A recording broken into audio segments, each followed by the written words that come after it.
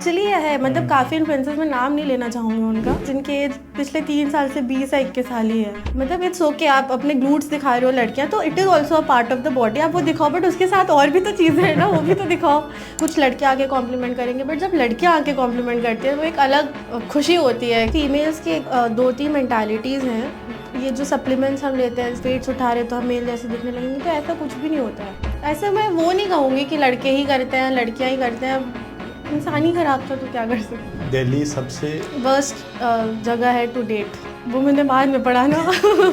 अब ये रीज़न देना कि घर वाले नहीं मान रहे हैं या घर वाले ये कर रहे हैं, भाई तुमने स्टार्टिंग की तो घर वालों से पूछ कर करनी चाहिए थी ना। अब लव मैरिज की गारंटी नहीं है, अरेंज मैरिज की गारंटी नहीं है, किसी चीज़ की गारंटी नहीं है, मैरिज की गारंटी नहीं। तो एक डर का माहौल होना चाहिए कि लोग कैसे कदम उठा लेंगे, रेप कैसे कर लेंगे। भाई अगर हम करेंगे तो हमारे साथ ये हो जाएगा, तो एक वो थ्रेट होना चाहिए लोगों के अंदर।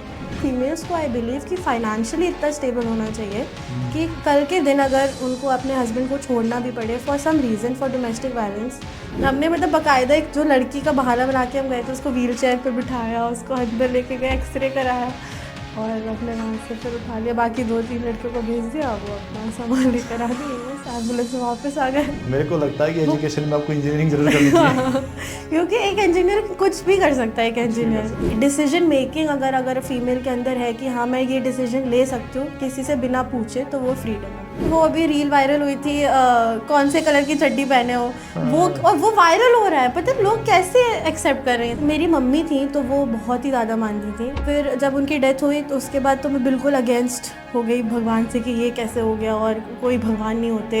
लड़कियां सब कुछ छोड़ छाड़ के लड़के के भरोसे ही आती हैं शादी करने के बाद, तो वो बंदा नहीं स्टैंड लेगा, या ये नहीं कि अपने घर वालों से लड़ जाओ, उसका एक से होना चाहिए। नमस्कार दोस्तों, आज के एपिसोड में आपका स्वागत है। आज की जो हमारी मेहमान हैं वो आईटी इंजीनियर हैं, फिटनेस इन्फ्लुएंसर हैं, कंटेंट क्रिएटर हैं, स्मृति सिंह। नमस्कार मैम। नमस्ते। कैसे हैं आप? बढ़िया, आप बताओ। कैसी चल रही है आपकी ज़िंदगी? चल रही है, बस काट रहे हैं ज़िंदगी। फिटनेस इन्फ्लुएंस इतना सारा काम है तो काटना क्या? हाँ मतलब थोड़ा हेक्टिक हो जाता है, बट पैशन है तो कर रहे हैं, बस टाइम निकाल ही लेते हैं कहीं ना कहीं से। फिटनेस इन्फ्लुएंसर में कब से हो? कोई इंस्पिरेशन है या फिर? नहीं, वैसे तो जैसे आपने इंट्रोडक्शन में मेरे बताया कि मैं आईटी इंजीनियर हूँ, मैंने बीटेक कर रखा है और उसके बाद से मैं जॉब कर रही हूँ। 4 साल होने वाले हैं मुझे जॉब करते हुए। लास्ट ईयर से ही मैंने कंटेंट क्रिएशन शुरू किया है और लास्ट ईयर से ही मैं एज एन इन्फ्लुएंसर भी काम कर रही हूँ। लोगों को मेरा काम पसंद आ रहा है, इन्फ्लुएंस हो रहे हैं अभी तक तो हाँ चल रहा है ये भी। आपने बीटेक कहाँ से करी? बीटेक मैंने KNIT सुल्तानपुर से किया है, गवर्नमेंट कॉलेज है वो। तो मैंने गवर्नमेंट एग्ज़ाम क्लियर किया था, उसमें मुझे एडमिशन मिला। आप रहने वाले कहाँ के? मैं लखनऊ की रहने वाली हूँ, नवाबों के शहर। नवाबों के शहर से इन्फ्लुएंसर आए आज हमारे यहाँ। ऐसे कंटेंट क्रिएशन में आने का कोई ऐसा मोटिव है आपका या फिर? नहीं मतलब एक्चुअली जो मुझे जिम करते हुए और फिटनेस फील्ड, मैं पहले से ही एथलीट रह चुकी हूँ। कॉलेज में भी मैं बैडमिंटन टीम में थी, तो वहाँ मैंने कॉलेज को रिप्रेजेंट किया है। फिर मैं एथलेटिक्स में भी थी, वहाँ पे भी मैंने कॉलेज को रिप्रेजेंट किया है। तो बचपन से वो एक एथलीट और फिटनेस की तरफ था। फिर 6 साल पहले मैंने जिम स्टार्ट किया। और मतलब अभी तो ये सब इन्फ्लुएंसर्स और कंटेंट क्रिएशन तो अभी एकदम से ट्रेंड में आ गया है। तो मेरी एक रील वायरल हुई थी लास्ट दिसंबर में, 23 दिसंबर में। उसके बाद से मुझे लगा कि हाँ लोगों को अच्छा लग रहा है मेरा काम, मतलब मेरी फिटनेस, तो चलो इसको भी एक ट्राई देते हैं। तो फिर हाँ मैंने फिर उस पर भी अपना काम करना शुरू किया। तो आपका कोई ऐसा कोई बैकग्राउंड है कि आप मतलब जैसे जहाँ तक मेरे को लग रहा है बचपन से ही आप थोड़े स्पोर्ट्स एक्टिव? हाँ मतलब जैसे मेरी फैमिली में सब लोग स्पोर्ट्स पर्सन रह चुके हैं। जैसे मेरे पापा भी बैडमिंटन प्लेयर रह चुके हैं, मेरे भैया भी बैडमिंटन प्लेयर हैं और जूडो प्लेयर भी है, मतलब वो मार्शल आर्ट्स भी करते हैं। तो वो एक बचपन से, क्योंकि मेरा बड़ा भाई है, तो वो एक भाई के साथ रहकर वो थोड़ा सा लड़कों जैसे, तो एकदम टिपिकल लड़की वाला एटमॉस्फेयर मुझे नहीं मिला बचपन से। वो थोड़ा लड़कों के साथ और खेलना कूदना, क्रिकेट खेलना, ये सब करना। तो उसकी वजह से थोड़ा सा इसमें खेल कूद में मेरा ज़्यादा हो रहा है इंक्लिनेशन। तो जैसे आईटी मतलब फील्ड है वो थोड़ा सा हेक्टिक काम थोड़ा रहता है, बर्डन भी बहुत रहता है। राइट। तो उसके बीच में टाइम कैसे निकाल लेते हो? तो मतलब मेरी लाइफ काफ़ी बोरिंग हो गई है इसकी वजह से, क्योंकि मेरा सुबह 6 बजे से मेरा काम चालू हो जाता है और रात के 9-10 बज जाते हैं। मतलब काफ़ी सैक्रिफाइसेस भी करने होते हैं ऑब्वियसली मतलब वो जैसे नॉर्मल पार्टीज़ करना या कोई और जैसे बाहर घूम आए या फिर आए, उसके लिए टाइम कम मिल पाता है, निकालना पड़ता है बहुत मुश्किल से, वंस इन अ वाइल। तो वो जो टाइम इधर उधर हम ज़्यादातर लोग आजकल डाइवर्ट कर दे रहे हैं, तो वो मैं इसी में जा रहा है मेरा टाइम। फिटनेस में आ गए तो पार्टी वाला सेक्शन कट हो गया। नहीं पार्टीज ऐसे नहीं कि मैं पार्टीज करती नहीं हूँ, बट हाँ मतलब मुझे गाना सुनना, मैं क्लासिकल डांसर भी हूँ, तो मैंने 3 साल कथक सीखा हुआ है। तो मतलब डांसिंग, सिंगिंग और इन सब का शौक है मुझे, तो मुझे पार्टीज करना भी पसंद है, बट इतना फ्रीक्वेंट नहीं हो पाता है क्योंकि इन सब की चीज़ों की वजह से। नहीं, आजकल तो पार्टी का मतलब पियो नाचो वो होता है ना, बैठ के कौन वहाँ भरतनाट्यम करता है, कौन नहीं, थोड़ा वाइब कर लेते हैं, गाने वाने डांस वांस हो जाता है, बट हाँ वंस इन अ वाइल कभी कभी हो जाता है। ओके, क्योंकि फिटनेस इन्फ्लुएंसर तो वहाँ जाके भी कैलोरी चेक करता है ना। नहीं, अब एक्चुअली ना ये भी हो गया ना कि अगर आप इन्फ्लुएंसिंग कर रहे हो, अगर कंटेंट क्रिएशन कर रहे हो, तो आपको सोशलाइज भी करना पड़ता है। आपको बाहर जाना होता है, लोगों के साथ मिलना होता है, इनवाइट्स आते हैं, तो वो भी ना चाहते हुए भी करना होता है, वो करना पड़ जाता है। तो फिटनेस है ना, एकदम से कोविड के बाद बहुत बूम किया इस फिटनेस और हेल्थ को लेकर, अवेयरनेस भी आई है लोगों में। जैसे जैसे जैसे कोई भी चीज़ आती है ना, तो उसके 2 साइड रेज होते हैं, एक तो पॉजिटिव साइड, एक नेगेटिव साइड, ठीक है। तो जैसा कि मैं देख रहा हूँ, जो बहुत मतलब कुछ जेन्युइन्स को हटा के कुछ ऐसे लोग हैं जो मतलब कुछ यूथ को मिसगाइड कर रहे हैं। मतलब फिटनेस रिलेटेड अवेयरनेस कोविड के बाद ऑब्वियसली थोड़ा सा ज़्यादा हुई है, बट कोविड में लोगों के पास टाइम काफ़ी था, मतलब उनके पास लोगों से इंटरेक्ट करने का सिर्फ सोशल मीडिया एक मीडियम था। तो इस वजह से ज़्यादा लोग बाहर निकल कर आए कि हम भी फिटनेस कर रहे हैं, कुछ घर पे होम वर्कआउट्स इधर उधर, तो वो ज़्यादा एक प्लेटफॉर्म मिल गया कोविड के टाइम पे लोगों को, तो इसलिए ज़्यादा इन्फ्लुएंसर्स आ रहे हैं, और इसकी वजह से अब लोगों को लग रहा है कि चलो, क्योंकि एकदम से ब्लूम किया है ये सोशल मीडिया और इन्फ्लुएंसिंग, तो लोगों को लग रहा है कि क्यों 9 to 5 जॉब करना, जब से मतलब आप उतना एफर्ट्स करके आप बहुत सारा मतलब एक्सपोजर मिल रहा है आपको, प्लस आपकी इनकम भी अच्छी खासी हो जाती है after you reach a particular level. क्योंकि क्या हो रहा है ना, जब जेन्युइन, जैसे आपने बोला कुछ जेन्युइन भी हैं इसमें, तो उन लोगों को बहुत टाइम लगा है। लाइक मुझे खुद 6 साल लग गया है, मतलब जो मेरा फिजिक अभी है, लोगों को जो पसंद आ रहा है वो अचीव करने में मुझे 6 साल लगे हैं। अब लोगों को वही चीज़ अचीव करना है, बट वो बहुत ही लिमिटेड टाइम में उनको करना है, उसकी वजह से वो शॉर्टकट्स यूज़ कर रहे हैं। जैसे कि चल रहा है माल बाजार में माल चल रहा है, शॉर्टकट्स यूज़ कर रहे हैं, क्योंकि उनको वो चीज़ जो वो सक्सेस है वो शॉर्ट स्पैन में चाहिए, उनको पेशेंस नहीं है। तो इस वजह से ऑब्वियसली वो इसके नेगेटिव साइड्स तो है फिटनेस इन्फ्लुएंसिंग के। पॉजिटिव, अब वो आप ऑडियंस पे डिपेंड करता है कि वो आप किससे इन्फ्लुएंस हो रहे हैं, उनको इतना, आई थिंक इतना उनको, they are using social media, तो इतना उनके अंदर वो होना चाहिए कि हाँ दिस इज़ जेन्युइन या दिस इज़ नॉट जेन्युइन। तो ये थोड़ा सा ऑडियंस के इंटेलिजेंस लेवल पे भी डिपेंड करता है। पर मैंने जैसे यूथ है, जैसे 20 साल का लड़का है, 22 साल का लड़का है, ठीक है, मैं भी थोड़ा बहुत जिम चला जाता हूँ कभी कभी तो वहाँ पे ना मोस्टली लोगों को, जैसे मैंने कई लोगों से पूछा कि एज क्या है आपकी, 20, 22, 20, बढ़ नहीं रही है लोगों की एज। अरे बढ़ नहीं रही, इनको देख के बहुत बड़े लग रहे हैं वो नहीं, तो वो एक्चुअली है, मतलब काफ़ी इन्फ्लुएंसर्स, में नाम नहीं लेना चाहूँगी उनका, मतलब है इस इंडस्ट्री में लोग जिनकी एज पिछले 3 साल से 20 या 21 साल ही है। तो मतलब ऑब्वियसली अगर आप कोई भी एक्सटर्नल एज हार्मोन्स या माल जो भी कहते हैं उसको, अगर आप बॉडी में इंजेक्ट कर रहे हो, तो ऑब्वियसली आप एक्सटर्नल हार्मोन्स डाल रहे हो अपनी बॉडी में, तो आप डेफिनेटली एज से ज़्यादा बड़े लगोगे। जबकि अगर आप वर्कआउट कर रहे हो, आप नॉर्मल नेचुरल वे में हो उसमें, तो आप एज से कम दिखते हो। ये एक वर्कआउट करने का एक बेनिफिट है। बट इन सब चीज़ों की वजह से लोग ज़्यादा बड़े दिखने लगे हैं कम एज में, तो ये तो है, अगर आप कुछ भी अंदर बॉडी में डाल रहे हो एक्स्ट्रा, तो ऑब्वियसली उसके नेगेटिव इफेक्ट्स तो होंगे ही होंगे। लड़के स्पेशली इसमें ज़्यादा घुस रहे हैं इन सब चीज़ों में, उनको जल्दी रिजल्ट्स चाहिए, उनको एब्स चाहिए। और फुल मतलब एब्स मेंटेन करना तो इम्पॉसिबल है, मतलब थ्रू आउट द ईयर आप मेंटेन नहीं कर सकते आप नेचुरली, अगर आप नेचुरल लाइट हो, आपका काम है, it's very difficult to maintain abs. But उनको वो करना है, उनको इम्प्रेस करना है लड़कियों को उनको शर्टलेस घूमना है, उनको बॉडी दिखानी है अपनी बेसिकली, तो वो कर रहे हैं, इसमें जा रहे हैं। तो 2 तरह की फिटनेस होती है, राइट। एक तो फिट होता है, एक फिट दिखता है। हाँ। तो लोग फिट दिखने के चक्कर में भी लोग इसमें ज़्यादा घुस रहे हैं। मतलब लड़कियां तो अब ज़्यादा इसमें आ रही हैं इन्फ्लुएंसिंग में, बट लड़कों के अंदर एक अलग कंपटीशन है कि उसका बाइसेप साइज इतना है तो मेरा भी उतना होना चाहिए। बट उसको पता नहीं है जो जिसको वो आइडलाइज कर रहे हैं। जैसे एक बहुत ही फेमस इन्फ्लुएंसर है साकेत गोखले, तो वो मतलब वो पता नहीं कब से, जब से हम छोटे थे वो तब से वो कर रहे हैं, और उनको 10-15 साल बहुत टाइम हो गया वो चीज़। अब लोगों को उनको आइडलाइज कर रखा है, आइडल बना रखा है, वही चीज़ उनको चाहिए बस 1-2 साल की मेहनत से, तो वो नहीं हो पाएगा। दैट इज़ वेरी, मतलब that is next to impossible. तो आपका आइडियल कौन है? मेरा आइडल ऐसा कोई है नहीं स्पेसिफिकली। जब मैंने स्टार्ट किया था जिम, तो मैंने सिर्फ एक ही पर्पज से स्टार्ट किया था, जो लड़कियां करती हैं, वेट लूज करना, पतला दिखना, जो एकदम सूख के काटा हो जाना, वो मेरा एक मेन एम था। बट उसके बाद वेट्स उठाना और पसंद आने लगा, बॉडी में चेंजेस दिखने लगे।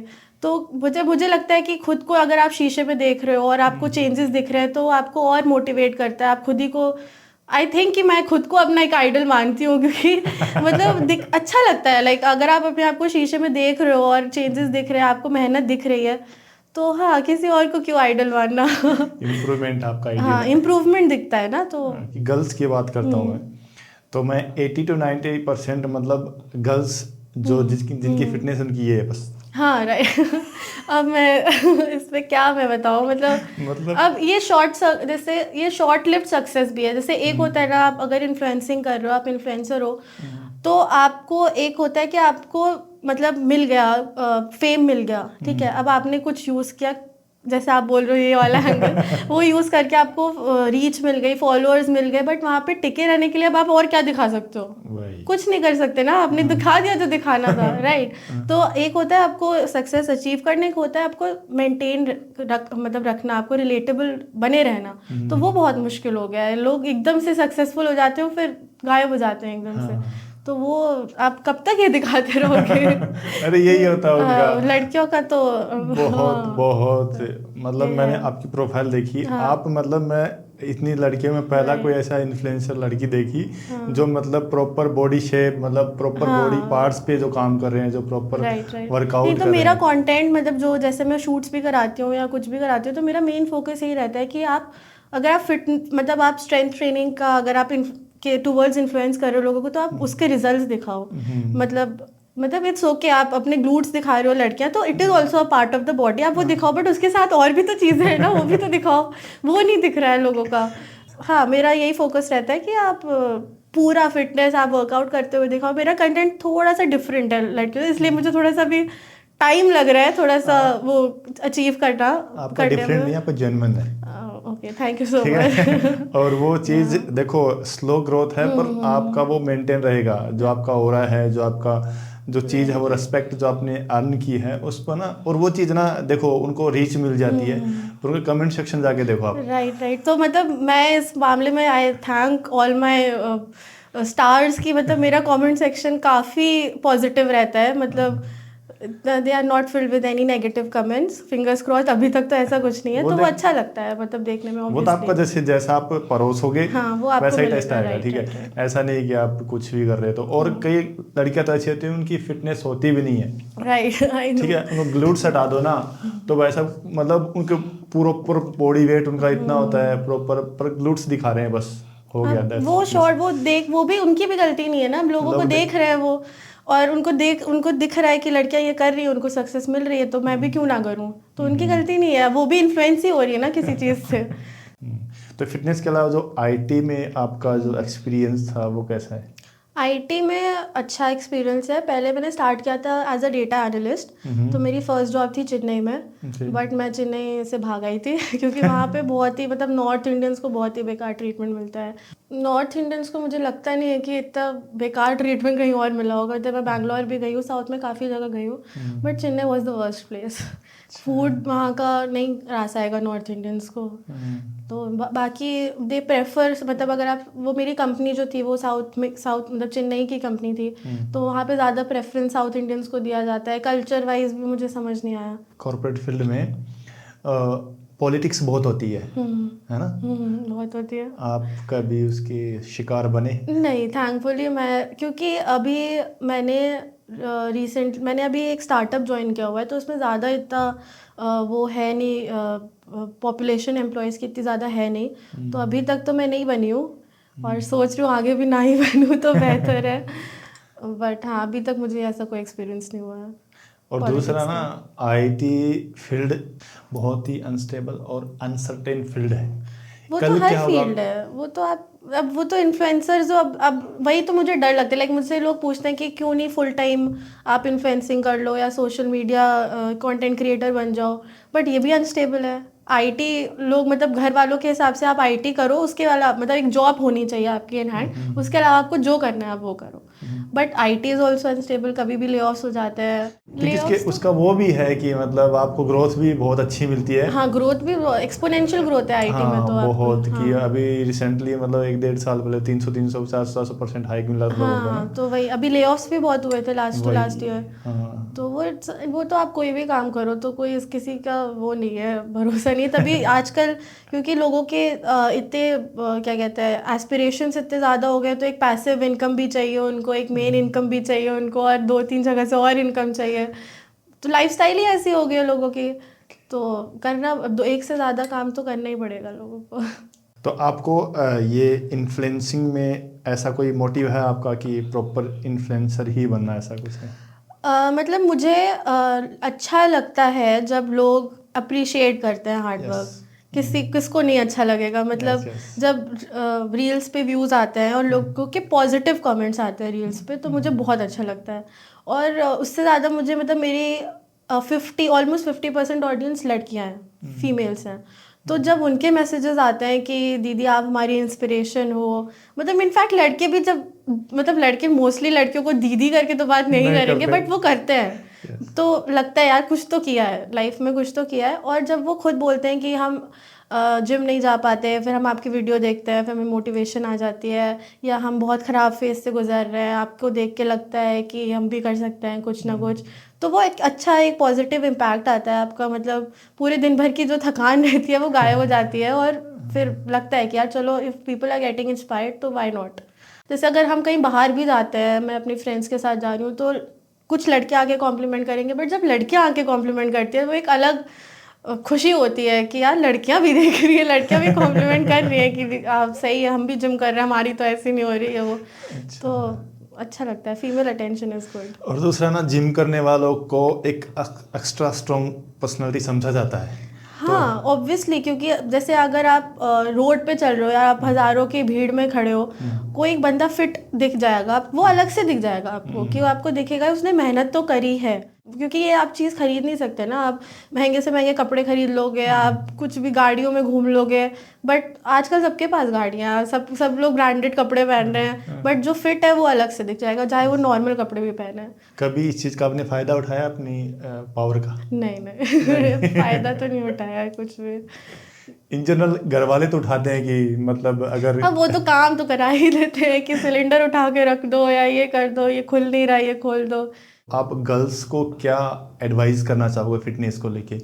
गर्ल्स फीमेल्स की एक तो 2-3 मेंटालिटीज़ हैं जो कि बहुत ही ज़्यादा कॉमन है, कि उनको अगर वो स्ट्रेंथ, पहली बात तो कि उनको वेट लूज़ करना है, उनका ये जो सप्लीमेंट्स हम लेते हैं जैसे प्रोटीन हो गया या ये हो गया, इसको लेने से हम मेल जैसे दिखने लगेंगे, हम वेट्स उठा रहे तो हम मेल जैसे दिखने लगेंगे, तो ऐसा कुछ भी नहीं होता है अनटिल, क्योंकि हमारी बॉडी, फीमेल्स की बॉडी एकदम डिफरेंट है, हमारे हार्मोन्स एकदम डिफरेंट है, मेल के हार्मोन्स डिफरेंट होते हैं। तो अनटिल एंड अनलेस जो प्रॉपर जो आप देखते हो जो स्टेज पे उतरती है फीमेल्स, उनकी बॉडी ही अलग हो जाती है, उनका फेस अलग हो जाता है, उनका सब अपीयरेंस अलग हो जाता है, उनकी वॉइस चेंज हो जाती है, और भी चीज़ें डिफरेंट होती है, वो क्योंकि उन्होंने एक्सटर्नली हार्मोन्स इंजेक्ट किए होते हैं, तब वो उस लेवल की बॉडी बना पाती हैं, उस लेवल का जो भी है उनका अपीयरेंस होता है। तो ये एक बहुत ही बड़ा मिथ है लड़कियों को लेकर, लड़कियों के अंदर, कि हम लड़के जैसे दिखने लगेंगे।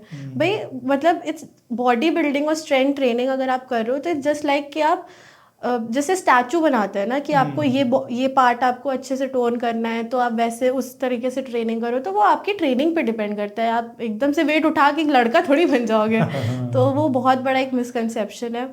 प्लस लड़कियों के अंदर जैसे जो मेरे क्लाइंट्स हैं काफ़ी सारे, तो उनके ये डाउट्स रहते हैं कि हम खाना छोड़ देंगे, मतलब क्योंकि उनको रिजल्ट चाहिए फास्ट कि हम खाना छोड़ देंगे और हम पतले हो जाएंगे एकदम से।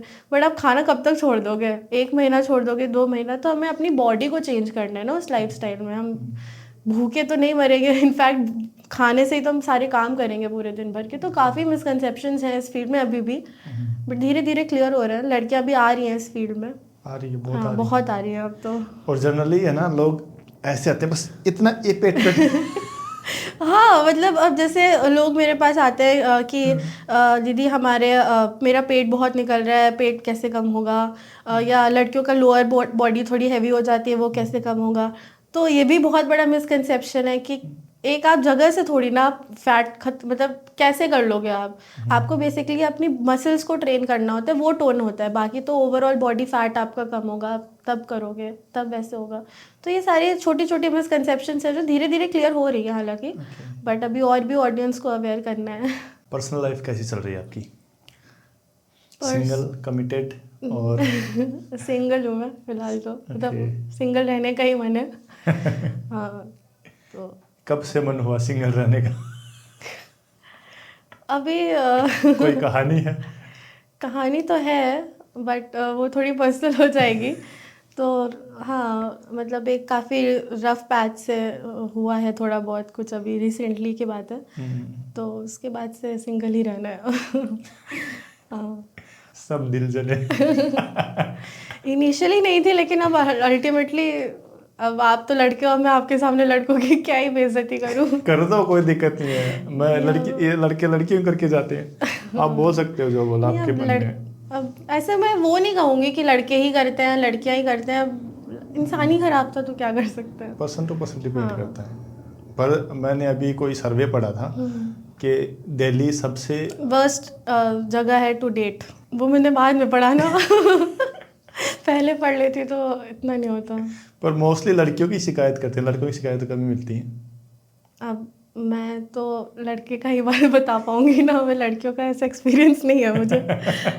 तो आपको क्या चीज़ गलत लगी जो लड़कों को लेके, अगर आप कुछ बताना चाहो? अब मेरा जो था वो काफ़ी आगे तक पहुंच गई थी बात, जो भी है। तो अब समझ ही नहीं आता ना ये सब चीज़ें जब हो जाती हैं, काफ़ी सीरियस हो जाती है चीज़ें, उसके बाद एकदम से सब ख़त्म हो जाना। तो एक टाइम तक तो अभी तक मुझे इनफैक्ट समझ ही नहीं आ रहा कि हुआ क्या। तो अब मुझे कोई ऐसा कोई वो कंक्लूजन नहीं निकल पा रहा है कि चीज़ें गलत कहाँ हुई। मोस्टली तो देखो क्या होता है कि जैसे अभी लास्ट में 2-3 पॉडकास्ट करे, लड़के आए थे 2-3, उन्होंने भी सेम स्टोरी बताई थी कि मेरा भी यहाँ तक पहुँच गया था। हमारी तो शादी होने वाली थी, 2 महीने बाद शादी हो जाती, फिर चीज़ें खराब हो गई। मुझे तो लगता है अगर इंसान मतलब जैसे अगर आप शादी कर रहे हो किसी से, जैसे एक कपल है, एक लड़का लड़की है, उनको शादी, उन्होंने मन बना लिया शादी करने का, तो करके रहेंगे शादी चाहे कुछ भी हो जाए। अब एकदम से जब वहाँ तक आके बात बिगड़ जाती है, तो या तो लड़के की मतलब इंटेंशन नहीं है शादी करने की, या तो लड़की की इंटेंशन नहीं है शादी करने की। बाकी फैमिली तो या आजकल तो इतनी एडवांस हो गई है फैमिलीज़ की, वो आपकी खुशी के लिए वो कुछ भी करने को रेडी है। बहुत ही रेयर केसेस सामने आते हैं कि नहीं हम नहीं करने देंगे, हम ये करेंगे वो करेंगे। आजकल सब एडवांस फैमिलीज़ हैं, और जब आप दिल्ली जैसे शहर में रह रहे हो और थोड़ा सा काम मतलब मॉडर्न ही मेट्रो सिटी है दिल्ली, अब सबके थिंकिंग मॉडर्नाइज हो गई है, सब कुछ बहुत आगे बढ़ चुके हैं। अब ये रीज़न देना कि घर वाले नहीं मान रहे हैं या घर वाले ये कर रहे हैं, भाई तुमने स्टार्टिंग की तो घर वालों से पूछ कर करनी चाहिए थी ना। तो ये तो एक बहुत ही फेमस डायलॉग लोग बोलते हैं कि यार मम्मी से पापा से पूछ के नहीं प्यार किया था। तो वही बात होती है, अल्टीमेटली शादी तक बात पहुंचा के फिर घर वाले नहीं मान रहे, तो ये तो गलत है। चाहे लड़का करे चाहे लड़की करे, मतलब इसमें कोई जेंडर वो नहीं है, ये तो बहुत ही ज़्यादा गलत है।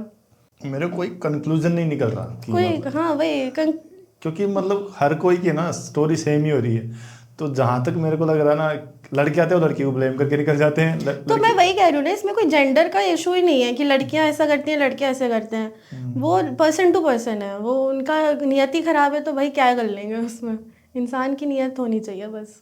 मेरे को ये लगता है कि कोई एक ही सही होता है इसमें, एक कपल में कोई एक बंदा सही होता है, लड़की हो सकती है लड़का से हो हाँ सकता है। ऑब्वियसली जिसकी वजह से टूट रहा है तो वो गलत है और क्या।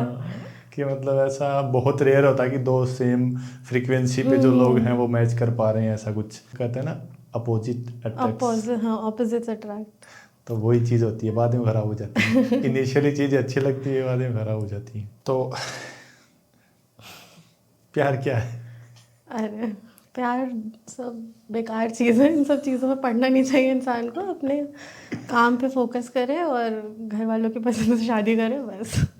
अगर वो यही बेकार बस निकल गया तो प्यार भी तो बेकार ही निकलता है ना अल्टीमेटली। किसको ब्लेम किया जाए ना, कम से कम घर वालों की पसंद से करोगे तो घर वालों को ब्लेम करोगे फ्यूचर में। अच्छा, किसी पे उंगली रख सकते हैं। हाँ, मोस्टली जितने भी दिल चले आए ना, उन्होंने सभी बोला कि मैं तो अरेंज मैरिज करूंगा। वही तो बेस्ट उसकी है। क्या गारंटी है भाई अरेंज मैरिज की? तो लव मैरिज मतलब गारंटी तो है ही नहीं ना, किसी चीज़ की गारंटी नहीं है लाइफ में। लव मैरिज करो उसकी क्या गारंटी है कि वो फ्यूचर में सही चल जाए? भाई फ्यूचर तक तो नहीं पहुंच पा रहा है ना, वही तो बात है। आप लव मैरिज की गारंटी नहीं, अरेंज मैरिज की गारंटी नहीं है, किसी चीज़ की गारंटी नहीं है। मैरिज की गारंटी नहीं। मैरिज की गारंटी नहीं कि खुश रहो, सिंगल रहो बस। अभी रिसेंटली एक लड़की आई थी तो उसने बोला था कि शादी नहीं करनी चाहिए, अगर करो तो पहले एक्सप्लोर करो प्रॉपर, फिर बेस्ट चुनो। तो ऐसे कौन सा डिसाइड होगा कि अगर आपने नेक्स्ट पहले अपना हाँ अच्छा वही था, बात है, जो नेक्स्ट वाला भी इससे बेटर हो सकता है ना। तो इससे बेटर हो सकता है। कई बार आपको पता चले कि पहले वाला अच्छा था, फिर क्या करोगे, वापस आओगे? ये कोई समुद्र थोड़ी है जो एक्सप्लोर करने निकल गए हैं वो। अब मैं क्या ही इसमें ज्ञान दूँ, मेरा खुद का ही नहीं डिसीजन सही हो पाया तो मैं तो कोई होती नहीं हूँ इस पर कुछ बताने वाली। बट एक्सप्लोर और ये सारी चीज़ें आजकल की जनरेशन्स में हो गई कि हम एक्सप्लोर कर रहे हैं, हम एक्सप्लोर करने निकले हैं। मुझे तो लगता है कि टाइम आने पर सब हो ही जाता है। मतलब अगर लिखा होगा आपकी किस्मत में तो हो जाएगा, अब वो जिससे होगा वो भी ऊपर वाला ही बताएगा। तो मैंने सब महादेव पे छोड़ रखा है, जो भेजेंगे जिसको भेजेंगे, नहीं भी भेजेंगे तो बहुत सही है। जो आजकल डेटिंग कल्चर है उन पे ऐसा क्या क्या टेक आपका? डेटिंग सिचुएशनशिप वगैरह चल अरे रही है। हाँ, ये तो काफ़ी सारे नए टर्म्स हैं ना, सिचुएशनशिप और बेंचिंग हाँ। और पता नहीं दो तीन चीज़ें और हैं।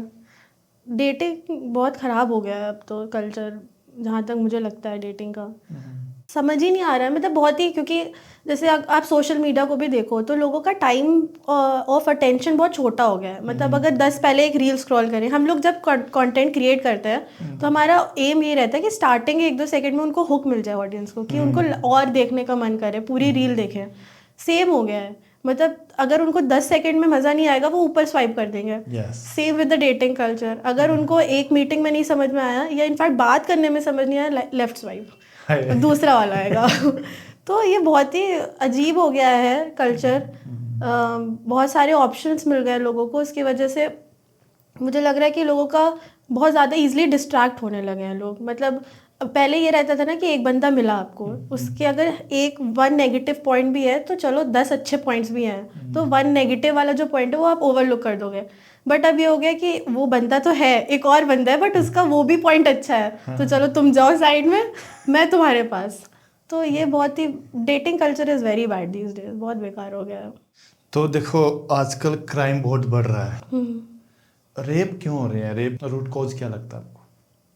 रेप मेरे हिसाब से तो इंसान जब पागल हो जाता है ना, एक जब मेल रेप, अगर कोई मेल कर रहा है रेप, तो उसकी मेंटल कंडीशन ही सही नहीं है। अच्छा। मतलब जैसे जब ये निर्भया वाला जो हुआ था, तो उसके जब रेप जो जिन्होंने किया था रेप, उनसे जब एक मैंने शायद डॉक्यूमेंट्री देखी थी, तो वो बंदा कह रहा था कि बस में वो एक कपल था और वो लोग थोड़ा सा इंटीमेट वगैरह हो रहे थे और हमने ड्रिंक करा हुआ था तो हमारा भी मन कर गया। तो ये तो थिंकिंग हो गई ना उस आदमी की, मतलब इतना गंदा आपके ख्याल है। और क्योंकि अगेन एक आप सोशल मीडिया पे ये सारी चीज़ें जो भी पॉर्न हो गया या ये सब भी इतनी इजीली एक्सेसिबल है, लोग तो वो लोग देख देख के उनका माइंड ही अजीब सा हो गया है मेल्स का, और स्पेशली जो अनएजुकेटेड है ज़्यादा, जो लोग थोड़े पॉवर्टी लाइन से नीचे हैं, ईजिली एक्सेस की वजह से, नेट इतना ईजिली एक्सेसिबल है, वो सब देख पा रहे हैं, उनको फिर वो मिल नहीं रहा है तो फिर वो उनको ज़बरदस्ती करना पड़ता है। और यही आई थिंक कि उनका उनकी थिंकिंग ही बिल्कुल ख़राब हो रखी है, so that is the reason why rape happens. Solution क्या है इसका? एजुकेशन आई थिंक, मतलब एजुकेटेड लोग भी कर देते हैं। अब जैसे बट आई बिलीव कि हाँ एजुकेटेड लोग भी करते हैं, बट उनको और एजुकेट करना, मतलब जो पॉवर्टी जैसे जो हम देखते हैं जो काफ़ी सारे रेप जो अक्यूज्ड होते हैं उनमें मेजरली तो यही लोग हैं ना जो एजुकेटेड नहीं है। बाकी जो एजुकेटेड है फिर उनके लिए हम यही कर सकते हैं कि हम जो फीमेल्स जिनका हो रहा है, जो रेप विक्टिम्स हैं, उनको थोड़ा सा गाइड करें कि प्लस हम अपने जो जुडिशल जो पूरी वो है आर्मी उनको स्ट्रॉन्ग करें और उन लोगों के अंदर एक डर पैदा करें कि अगर आप ऐसी क्राइम कर रहे हो तो आपके साथ ये हो सकता है। तो एक डर का माहौल होना चाहिए कि लोग कैसे कदम उठा लेंगे, रेप कैसे कर लेंगे, भाई अगर हम करेंगे तो हमारे साथ ये हो जाएगा। तो एक वो थ्रेट होना चाहिए लोगों के अंदर। देखो, रेप हमारी नज़रों में, दुनिया की नज़रों में रेप क्या होता है कि जो एकदम क्राइम या तो लड़की को मार दिया, एक्सट्रीम लेवल पे हो गया वो रेप हो गया, ठीक है। आप एजुकेटेड लोगों की बात कर रहे हो, मैं जैसे किसी बहुत से केस आ जाते हैं, जैसे किसी काम वाली बाई के साथ हो गया, ठीक है, किसी एम्प्लॉय के साथ हो गया, तो वो भी तो रहा है, पर वहाँ पे सिनेरियो होता है कि वो एक्सट्रीम लेवल तक नहीं जाते, ठीक है, वो चीज़ें दबा दी जाती हैं, ठीक हाँ, है। वो आपका फिजिकल हैरेसमेंट हो गया ना वो, क्योंकि फिर वो लोग रिपोर्ट नहीं करते ना, क्योंकि वो एक हायर अथॉरिटी पे होते हैं, तो वो एक थोड़ा सा डर जो रेप विक्टिम्स के अंदर डाल देते हैं कि अगर तुम ऐसे बता दोगी या तुम डिस्क्लोज कर दोगी तो हम ये कर देंगे, तो वो एक डर वो करते हैं। बट ये डर उनके अंदर होना चाहिए, रेप अक्यूज्ड के अंदर, कि आप अगर ये करोगे तो आपको ये मतलब, क्योंकि हमें अपनी सोसाइटी में ऐसे एग्जाम्पल सेट करने चाहिए कि अगर इस बंदे ने रेप किया उसके साथ ये हो गया, तो लोगों के अंदर डर, भाई मैंने बोला ना, एक थ्रेट होना चाहिए लोगों के अंदर। आप कुछ भी करोगे, जैसे अगर हम अभी घर पे जाते हैं, ठीक है, और अगर हम थोड़ा सा लेट पहुंच जाए, 9 बजे हमें घर आना होता है, हम 10 बजे पहुंचते हैं, तो हम कोशिश करते हैं कि हम उस टाइम पे पहुंच जाए, क्योंकि डर है, एक सुपीरियर पावर है, हमारे मम्मी पापा है, उनका डर है कि नहीं यार 9 बजे बोला तो 9 बजे ही पहुंचना है। सेम थिंग कि रेप विक्टिम्स या रेप अक्यूज्ड के अंदर भी एक डर होना चाहिए, थ्रेट होनी चाहिए। तो वो तभी आएगा जब आप ऐसे एग्जाम्पल सेट करोगे सोसाइटी में, जो क्योंकि काफ़ी सारे लोग जो अभी हुआ था कोलकाता में, जो रेप हुआ था आरजी कर में, उसमें काफ़ी मतलब मैंने बहुत ही ज़्यादा उसमें डॉक्यूमेंट्रीज पढ़ी थी, काफ़ी पॉडकास्ट देखे उसके भी। तो लोग यही मतलब जो अच्छे अच्छे लेवल पे लोग हैं वो यही डिमांड कर रहे हैं कि आप अपने जो भी जुडिशियल बॉडी है उसको स्ट्रॉन्ग करो। आप मतलब हर चीज़ आप इतने आसानी से मत जाने दो, कम से कम एक डर क्रिएट करो। देखो, वो बात की बात हो गई, करने के बाद क्या करना वो जरूरी नहीं तो था, अलग है, ठीक है। आप वो शुरू कहाँ से हो रही है, ठीक है, वो बच्चा कहाँ से आए, उसके दिमाग में वो थॉट कहाँ से आए। हाँ, तो ये चीज़ें फिर पेरेंट्स को इनिशिएटिव लेना पड़ेगा, और हमारे जो स्कूल्स और कॉलेजेस हैं उन अथॉरिटीज़ को इनिशिएटिव लेना पड़ेगा। जैसे मैं जिस स्कूल में पढ़ी थी, हमारे यहाँ सेक्स एजुकेशन कंपलसरी सब्जेक्ट था एक, तो हमें पढ़ाया गया पूरा। तो वो भी धीरे धीरे, क्योंकि अब जैसे मैंने बताया लोग मॉडर्न थिंकिंग के हो गए हैं, तो अब पेरेंट्स एजुकेट कर रहे हैं, मतलब लोग अपने बच्चों को गुड टच बैड टच ये सब सिखा रहे हैं। तो वो धीरे धीरे एकदम से चेंज नहीं आ जाएगा, बिकॉज इंडिया इतनी डाइवर्स कंट्री है, इतने सारे डिफरेंट मतलब डाइवर्सिटी के लोग रह रहे हैं, तो ये एकदम से चेंजेस नहीं आएंगे, टाइम लगेगा, बट हो रहे हैं चेंजेस, लोग सिखा रहे हैं अपने बच्चों को। एक डोमेस्टिक वायलेंस भी बहुत लोग सफ़र करते हैं उससे, एक पर्टिकुलर रीज़न क्या होता है या उनका सोल्यूशन क्या हो सकता है आपके हिसाब से? तो डोमेस्टिक वायलेंस के 2 सिनेरियोज मुझे समझ में आते हैं, एक जो एक्चुअल डोमेस्टिक वायलेंस के केसेस होते हैं, और एक फॉल्स एलिगेशंस जो फीमेल्स लगाती हैं मेल्स के ऊपर। जो एक्चुअल जो सही वाले डोमेस्टिक वायलेंस के केसेस हैं, मतलब मुझे लगता है ना, फीमेल्स इतना जो अपने हस्बैंड्स के उसमें इतना ज़्यादा डिपेंडेंट हो जाती हैं कि उनको लगता है कि यार मतलब डोमेस्टिक वायलेंस उन पे हुआ, अब अगर मैं मतलब इसके रिटालिएट करूँगी तो ये बंदा मुझे छोड़ देगा, या फिर मेरे घर वालों, क्योंकि फीमेल्स का क्या होता है, उनका मतलब सैडली उनका कोई घर नहीं है, मतलब शादी के बाद उनके इन लॉज का घर उनका घर होता है, तो अगर ये बंदा भी मुझे छोड़ देगा तो फिर मैं जाऊंगी कहीं, मतलब normal female tendency, Indian female tendency है ये। तो अगर फीमेल्स को थोड़ा सा ये भी मेरी बातें लोग गलत भी समझ सकते हैं कि इतने ओवर डिपेंडेंट बन गई हैं फीमेल्स की, वो मेल्स को इतना ज़्यादा वो नहीं समझती हैं, but that is a different thing. But females को आई बिलीव कि फाइनेंशियली इतना स्टेबल होना चाहिए कि कल के दिन अगर उनको अपने हस्बैंड को छोड़ना भी पड़े for some reason, for domestic violence, तो दे आर केपेबल इनफ कि वो अपना ध्यान और अपने जो भी बच्चे हैं उनका ध्यान वो रख सकें। सो आई बिलीव कि ये एक मेन रीज़न है कि वो इतना डिपेंडेंट हो जाती है अपने हस्बैंड्स पे, अपने लॉज पे, कि उनको डर लगता है। सो आई बिलीव एक financial stability, financial independence females में होना चाहिए। फाइनेंशियल ज़्यादा इंडिपेंडेंट होती हैं तो फिर वो किसी को समझती नहीं है, फिर वो उसको इधर से कई फॉल्स एलिगेशन लगा के फिर निकल जाते हैं, फिर पता चलता है उनका अफेयर चल रहा था। अब वो तो फिर फीमेल खराब है ना, वो अब वो भाई अगेन ह्यूमन थिंकिंग को आप कितना कंट्रोल कर सकते हो, वो तो आपके फिर अगेन संस्कार, परवरिश, उन पर सब डिपेंडेंट होता है। आप कैसे माहौल में रहे हो, आपके आसपास लोग क्या है, उनकी थिंकिंग क्या है, वो फिर उस पर डिपेंड करेगा कि आपने क्या देखा है स्टार्टिंग से। तो अगर आप फैमिली ओरिएंटेड हो, आपको एक जैसे प्रॉपर मतलब अगर कोई ढंग की फीमेल है, अगर गुड इंटेंशंस, तो वो फाइनेंशियल डिपेंडेंट भी रहेगी, घर भी देखेगी, होलसम फैमिली क्रिएट करेगी। ये नहीं कि अफेयर कर रहे हैं, फॉल्स एलिगेशंस लगा रहे हैं, उनको छोड़ के एलिमनी ले रहे हैं। So that is a different thing. वो तो पर्सन टू पर्सन डिफर करता है। हाँ, ये एलिमनी वाला ही बहुत सारे केस अभी रिसेंटली 2-3 बंदे, हाँ, क्रिकेटर्स जो अभी वगैरह, और एक तो सीरियस केस भी हुए, एक बंदे सुसाइड किया था अभी। बेंगलोर का जो आईटी पर्सन था जिसने, हाँ। तो वही फीमेल की, क्योंकि उसमें तो उस केस में तो जो फीमेल थी, जो वाइफ थी, और उसका ब्रदर और उसके मम्मी पापा सब इन्वॉल्व थे। तो आप वही देखो ना, वो पूरा फैमिली वैसी है। वो फीमेल क्या करेगी, उसको बचपन से वही चीज़ फीड करे जा रहे हैं। अभी भी शादी के बाद भी पेरेंट्स फीमेल्स के बहुत केसेस में ऐसे होते हैं कि तुम ऐसे करो, तुम वैसे करो, तुम उनके घर नहीं देखो, तुम हमारा घर देखो, या जो भी है। तो ये कहीं ना कहीं अरेंज मैरिज वाला कंसेप्ट सही था, क्योंकि अरेंज मैरिज में जहाँ तक जो मैंने शादियाँ देखी हैं उसमें सबसे पहले आपका फैमिली बैकग्राउंड देखा जाता है। राइट। लड़का बाद में, लड़की बाद में देखी जाती है, पहले फैमिली बैकग्राउंड के बारे में रिसर्च तो तभी तो वो चला आ रहा है इतने टाइम से हमारे यहाँ पे अरेंज मैरिज का एक कुछ सही चीज़ होगी ना, तभी तो हमारे बड़े लोग ये सब फॉलो कर रहे थे। अब समझ में आता है सारी चीज़ें ना, ठोकर खाने के बाद। ठोकरें खाने के बाद। एंटरटेनमेंट के लिए क्या करते हैं आप? एंटरटेनमेंट के लिए मैं घूमने चली जाती हूँ। लाइक अभी मैं रिसेंटली एक सोलो ट्रिप पे गई थी। कोई मिला नहीं साथ में जाने के लिए, तो सोलो पे मतलब सोचा तो था बहुत पहले किसी के साथ जाऊँगी लेकिन फिर अब खुद ही के हाथों में लेना पड़ा, तो सोलो ट्रिप पे गई थी। बहुत मज़ा आता है। आप मतलब ट्रैवलिंग इज़ अनदर एक्सपीरियंस। आप अगर ट्रैवल करो, ये चीज़ें मुझे अब समझ में आ रही हैं धीरे धीरे। ट्रैवलिंग बहुत एक अलग ही एक्सपीरियंस है। स्कूल लाइफ कैसी थी आपकी? मेरी स्कूल लाइफ बहुत अच्छी थी। मतलब मैं अकेडमिकली बहुत ही अच्छी बच्ची रही हूँ, तो मैं हमेशा फर्स्ट आती थी क्लास में। मतलब मेरी मम्मी जो थी वो मैथमेटिक्स टीचर थी, तो हमेशा से अकेडमिक माहौल रहा है मेरे घर में, पढ़ाई का माहौल रहा है। मेरा भाई भी मतलब पढ़ाई में हम सब लोग बहुत ही सही थे, तो इसीलिए इंजीनियरिंग करनी पड़ी वरना मन तो नहीं था इंजीनियरिंग करने का। बट हाँ, I was good in school. Plus extra को करिकुलर्स में भी काफ़ी थी। डांसिंग, जैसे मैंने बताया था, डांसिंग में थी, प्लेज वगैरह करती थी। वही स्कूल लाइफ ही वैसे बेस्ट थी सोचा जाए तो। कॉलेज लाइफ कैसी थी? कॉलेज लाइफ भी अच्छी थी। रैगिंग होती थी आपको वहाँ? हमारा गवर्नमेंट कॉलेज था, सरकारी कॉलेज था, तो इतना नहीं होता था। मतलब इतना होता था, मतलब हाँ, सरकारी कॉलेज में ज़्यादा होता था, बट लड़कियों के साथ नहीं होता था। लड़कों के साथ बहुत खतरनाक रैगिंग होती थी। हम लोग की रैगिंग के नाम पे हमारी यूनिफॉर्म कर दी थी कॉलेज के फर्स्ट ईयर में। बाकी तो ठीक है।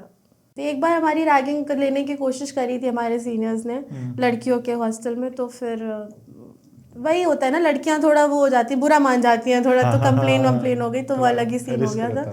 हाँ, तो इसीलिए लड़के तो दे देते, मजे में लेते हैं वो तो। लड़के तो फिर उनका ना ब्रो कोड जनरेट हो जाता है, फिर वो जो रैगिंग लेता है वो उसका दोस्त होता है फिर बाद में। वही बात है। और लड़कियों में लेने वाले को थोड़ा रिस्क लगता है, अगर कंप्लेन वगैरह हो गई तो करियर खराब हो जाएगा पूरा। यही थोड़ा सा लड़कियों में है। आप हॉस्टल में रहते थे कॉलेज में? हाँ, मैं हॉस्टल में रही। हॉस्टल लाइफ कैसी थी? हॉस्टल लाइफ बढ़िया थी। फर्स्ट ईयर में थोड़ा सा था वैसे, लेकिन सेकंड थर्ड ईयर जो जो था कोविड से पहले, बहुत मज़े किया हमने हॉस्टल लाइफ में। मतलब हम लोग का सरकारी कॉलेज था, तो बहुत ही छोटे, मतलब सरकारी आप समझ ही रहे हो गवर्नमेंट कॉलेजेस कैसे होते हैं, छोटे छोटे रूम्स थे। एक रूम में 3 लोग पड़े हुए हैं।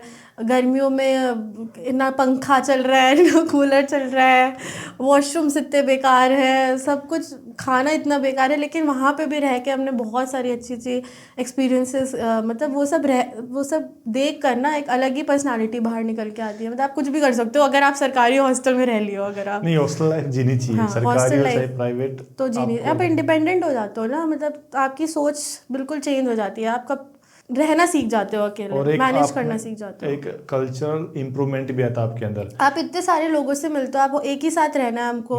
हमारे यहाँ में नॉर्थ ईस्ट के लोग हैं, साउथ के लोग हैं, नॉर्थ के लोग हैं, बहुत सारे अलग अलग लोगों को जब एक रूम में बंद कर देना तो रहना तो है, आपको छोड़ के तो जा नहीं सकते। तो वो बहुत अच्छा कल्चरल इम्प्रूवमेंट भी आता है, एक्सपीरियंसेस शेयर होते हैं और इट्स गुड। हॉस्टल लाइफ तो जीनी चाहिए लोगों को। लड़कियों का पता नहीं, मुझे लड़कों का तो अगर अगर आप साफ सुथरा हॉस्टल भी दे दोगे ना तो भी वो ऐसा ही रहेगा। गवर्नमेंट जैसा कोई डिफरेंस नहीं होता। और लड़कों में ना बहुत सी ऐसी चुल होती है कि कुछ किसी को डराना ये सब करना, तो आपके हॉस्टल में ऐसा कुछ करते थे आप? हम लोग, मुझे याद है एक बार कि हमारे जो कॉलेज ग्राउंड में शादियां होती थी। अच्छा। प्ले वो तो सरकारी हॉस्टल कॉलेज है तो दे ही देते थे, कमा लेंगे कुछ एक्स्ट्रा। तो शादी थी एक हमारी, और हमारी 6 बजे की एंट्री टाइमिंग होती है, 6 बजे के बाद आप हॉस्टल के बाहर नहीं रह सकते। तो अब हमें जाना था शादी में। शादी में कैसे जाए, तो हमने वार्डन से परमिशन लेने की कोशिश करी तो उन्होंने मना कर दिया। अब क्या हुआ कि अब हम लोग मतलब मैं तो ड्रिंक नहीं करती थी उस टाइम पे, बाकी जो हमारे फ्रेंड्स के लोग सर्कल था, तो इट वाज कि अब शोक मनाया जाएगा इस वक्त तो, कि अब दुख मनाया जाएगा। तो अब हमें तो अरेंज करना पड़ेगा कहीं ना कहीं से कुछ कुछ तो सामान। अब 2-3 दिन पहले ना हम लोग लड़कों से मंगा लेते थे। अच्छा। जो लड़कियां जिनको चाहिए, चेकिंग हो गई थी, लड़का एक लेकर आ रहा होगा, उसके बैग की चेकिंग हो गई थी, तो वहाँ पे भी रिस्क था कि हम नहीं मंगा सकते। तो हमने फिर एम्बुलेंस को कॉल किया कि हमारी एक फ्रेंड इंजर हो गई है, उसको डॉक्टर के यहाँ ले जाना है। तो फिर हम एम्बुलेंस में बैठ के गए थे और हमने फिर वहाँ से सामान वामान लिया और फिर हमने अपना शादी बनाई हॉस्टल में। एम्बुलेंस वाले ने कुछ बोला नहीं? नहीं, हमने वहाँ से हमने मतलब बकायदा एक जो लड़की का बहाना बना के हम गए थे, उसको व्हील चेयर पे बिठाया, उसको अंदर लेके गए, एक्सरे कराया और अपने वहाँ से फिर उठा लिया। बाकी 2-3 लड़कियों को भेज दिया, वो अपना सामान लेकर आ गई, बस एम्बुलेंस में वापस आ गए। ये सब चीज़ें, छोटी छोटी चीज़ें अब याद आती है। गिवन है पहले मतलब लड़कियों का ये रहता है ना कि कोई कंप्लेन, जैसे लड़के आपने बोला कि वो एकदम ब्रोज बन जाते हैं, वो कुछ भी करे, मर भी रहे होंगे तो भी साथ, अरे तुम मरने जा रहे मैं भी चलूंगा, वो वाला सीन हो जाता है। लड़कियों में थोड़ा सा वो रहता है कि अरे उसने ऐसे गलत काम कर दिया, मैं उसके साथ नहीं रहूंगी, मैं जाके कंप्लेन कर दूंगी, ये थोड़ा लड़कियों की मेंटालिटी होती है। बट जब आप धीरे धीरे, एक तो इंजीनियरिंग कॉलेज में थोड़ा सा चलता है ये सब, तो 3rd ईयर तक आते आते अब सब लोग एकदम फ्रैंक हो गए थे और बहुत मज़े आए हम लोग के कॉलेज लाइफ। तो बस वही 1 साल थोड़ा सा हो गया था, बट इट वाज गुड। तो मज़ा बढ़ा था हॉस्टल में? बहुत मज़ा। Engineering life is best life एकदम। जो इंजीनियर है ना, मेरे को लगता है कि एजुकेशन में आपको इंजीनियरिंग जरूर करनी चाहिए। क्योंकि एक इंजीनियर कुछ भी कर सकता है। एक इंजीनियर मतलब आप देखोगे कि किस फील्ड में इंजीनियर्स नहीं हैं। एक्टिंग में इंजीनियर्स हैं, स्पोर्ट्स में इंजीनियर्स हैं, हर जगह इंजीनियर्स हैं। तो वो एक है, टेररिस्ट भी है। हाँ, टेररिस्ट भी है इंजीनियर, बम बना रहे हैं सरहद पार।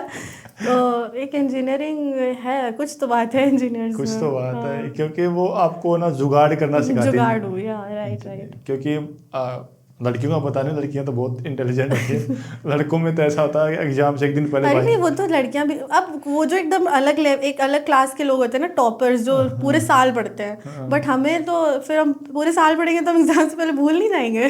तो एग्जाम से पहले ही पढ़ना होता है और ठीक ठाक मार्क्स आ गए थे, ऐसा भी नहीं है। लड़कियां तो प्रॉपर ऐसे नोट्स वगैरह ही बनाती हैं, अपने प्रोजेक्ट्स वगैरह टाइम पे सबमिट करवाती हैं।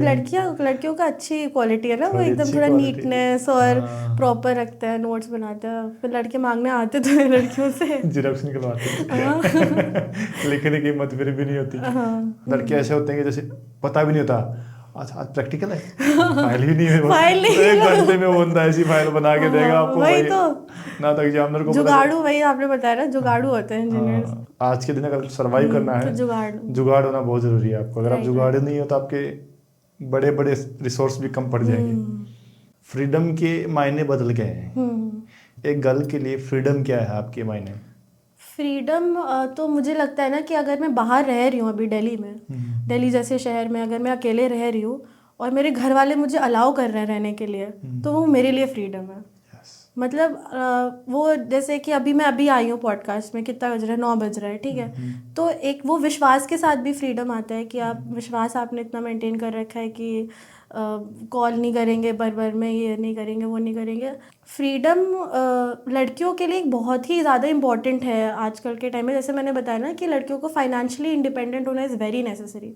मतलब वो इतना केपेबल हो अपनी लाइफ में कि वो अपनी भी ध्यान रखे। जैसे लड़कों का, लड़के भी फाइनेंशियल इंडिपेंडेंट अगर नहीं है तो कोई नहीं पूछता उनसे। तो आजकल भी लड़कियां अगर फाइनेंशियल इंडिपेंडेंट नहीं है तो कोई नहीं पूछेगा उनसे। वो अपने घर वालों का भी ध्यान रखे। मुझे तो ऐसा लगता है कि भाई मुझे इतना कमाना है या मुझे इतना इंडिपेंडेंट होना है कि मैं अपने पापा का ख्याल रख सकूं, और अपना तो फिर मैं कर ही रही हूँ। तो एक है मेरे अंदर। प्लस फ्रीडम, अगर जैसे कि अब मैं जॉब कर रही हूँ, राइट, अब इसके साथ साथ मेरा फिटनेस का भी है। और फिटनेस में थोड़ा सा जैसे अगर आपने मेरा कंटेंट देखा होगा तो मतलब फिटनेस के कपड़े होते हैं, ये होता है, वो होता है, वो सब परमिशन, वो सब देख कर भी लाइक इफ़ माय पेरेंट्स, अगर मेरे पापा मेरे भैया अभी सब सपोर्टिव है तो वो मेरे लिए फ्रीडम है। मतलब एक ये होता है ना कि भाई दुनिया गाली दे बट घर वाले कुछ नहीं बोलना चाहिए, घर वालों के नज़रों में नहीं गिरना चाहिए इंसान को।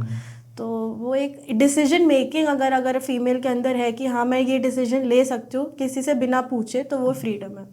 और जो यूथ है वो फ्रीडम मानता है कि मुझे नाइट आउट घर पे बाहर रहना है, छोटे कपड़े पहनने या फिर अपने हिसाब से वो, हाँ, ये सब चीज़ें मुझे यार ये बात तो सही है। मतलब जब मैं भी अपनी टीनेज में थी तो ये लगता था, क्यों नहीं लगता है कि हम घर में रहते थे, हमें नाइट आउट पे जाना है, मेरे फ्रेंड्स आ रहे हैं, तो लगता है। बट मुझे लगता है सब एक्सपीरियंस के साथ इंसान समझ जाता है। मतलब जैसे जैसे आप बड़े होते हो, जैसे जैसे आप देखते हो, अगर आप सेंसिबल हो तो समझोगे, वरना तो फिर गुड गोबर वरना कोई दुनिया की कोई ताकत आपको नहीं समझा सकती। तो मुझे लगता है अगर आप जैसे मेरे भाभी से अब मैं बहुत ज़्यादा क्लोज हूँ, तो मेरी भाभी मुझे समझाती हैं कि तुम करो जो करना है, क्योंकि इंसान अपनी गलतियों से सीखता है। आप एक इंसान को कितना बोल सकते हो कि ये करो मत करो, वो करो मत करो, बाद में आप ही बुरे बनोगे उस इंसान के लिए कि यार ये बंदा मुझे हर चीज़ के लिए टोक रहा है ना। तो आप अपनी गलतियों से सीखते हो, आप अपने एक्सपीरियंसेस से सीखते हो। मुझे तो यही लगता है, अब जैसे जैसे बड़े होते हो आप समझदार होते हो। और कई बार गलतियाँ बड़ी हो जाएं तो जिनकी भरपाई ना हो पाए, नहीं तो वो फिर एक एटमॉस्फेयर घर वालों को क्रिएट करना चाहिए मेरे हिसाब से, कि आप शेयर कर सकते हो। जैसे अगर अभी मैं कुछ करने जा रही हूँ तो एक मेरे इतनी बॉन्डिंग है मेरे घर वालों में कि मैं उनको बताऊंगी, फिर वो मुझे एक दिखा देंगे एक और उसका चीज़ कि अगर तुम ये करोगी तो ये भी हो सकता है, बट फाइनली तुमको ही करना है जो करना है। तो ये होना चाहिए, आप इतना कनेक्टेड हो अपने घर वालों के साथ। वो घर वालों की भी रिस्पॉन्सिबिलिटी है, क्योंकि कुछ लोग ना इतना ज़्यादा अपने बच्चों को दबा के रखते हैं कि वो डरते हैं बच्चे बताने में या बोलने में। तो मुझे लगता है फाइनल अल्टीमेट डिसीजन मेकिंग तो बच्चों के अंदर ही होना चाहिए, बट आप दिखा दो दोनों तरफ, दोनों साइड्स ऑफ द कॉइन दिखाना चाहिए कि ऐसा करो तो ये होगा, ऐसा करो तो ये होगा। सोशल मीडिया से अगर आपको एक तरह का कंटेंट हटाना हो तो क्या हटाओगे आप? क्रिंज कंटेंट, मतलब वो जो आजकल वो नहीं आ रहे, वो बच्चे कपल बन के घूम रहे हैं और ट्रेंड अजीब ही, मतलब पता नहीं इतना ज़्यादा क्रिंज कंटेंट है। प्लस एक वो अभी रील वायरल हुई थी, कौन से कलर की चड्डी पहने हो, वो, और वो वायरल हो रहा है। पता नहीं लोग कैसे एक्सेप्ट कर रहे हैं सब। तो जो ये क्रिंज कंटेंट है ना, I want that to be remove from social media. Unnecessary fame मिल रहा है लोगों को। और जैसे वो अभी वड़ा पाव लड़की जो थी वो बिग बॉस में भी पहुंच गई, और वहाँ पे मैंने एक रील देखी कि काफ़ी अच्छे जो हमारे मतलब कंट्री के लिए जिन्होंने मेडल्स जीते या जो भी अच्छे उन्होंने किया, वो लोग, उनको कोई रिकग्निशन ही नहीं मिल रहा है गवर्नमेंट के। और ये सब वड़ा पाव चाय वाले सब पता नहीं कहाँ कहाँ पहुँच जा रहे हैं। अब ये तो ऑडियंस भी है, वो देख रही है तो वो दिखा रहे हैं। अब who is to blame for this, समझ नहीं आता ना किसको ब्लेम करा जाए।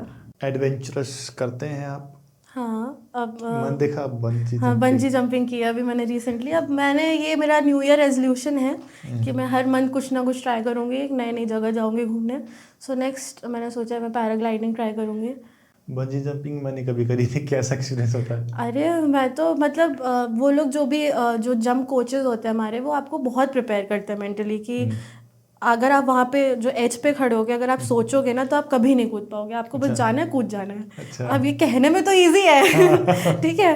तो मतलब वहाँ पे वो पहले चेयर में बिठाते हैं, जैसे यहाँ पे एज है, वो पहले आपको चेयर पे बिठाते हैं, वहाँ समझाते हैं प्रॉपरली कि आपका फर्स्ट टाइम है, आपको बहुत मज़ा आएगा और आपको सोचना नहीं है और बहुत ही मज़ा आएगा, एकदम आप आसमान में उड़ोगे, मतलब इतना हाइप कर देंगे ठीक है आप नॉर्मल हो जाओगे सब कुछ।